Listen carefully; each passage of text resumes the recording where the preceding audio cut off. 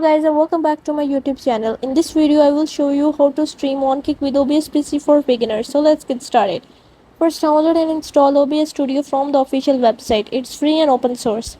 Open OBS Studio. If it's your first time, follow the setup wizard to configure your settings. You can always tweak them later. Now let's add our sources. Click on the plus button under the sources box. Add a display capture or game capture source to show your screen or game. Next we need to link OBS with Kick. Head over to your Kick dashboard and find your stream key, copy it. Go back to OBS and open settings and navigate to the stream tab. Select custom from the service dropdown and paste your Kick stream key into the service key box. The server URL should be provided by Kick. Adjust your bitrate settings in the output tab. A good starting point is 25,000 to 5,000 kbps for a 720p stream. When you're ready to go live, click start streaming in OBS. You should now be live on Kick. And that's it. You are now streaming on Kick using OBS. Have fun and engage with your viewers. If you found this video helpful, don't forget to like, subscribe and hit the bell icon for more quick guides. Thanks for watching and see you next time.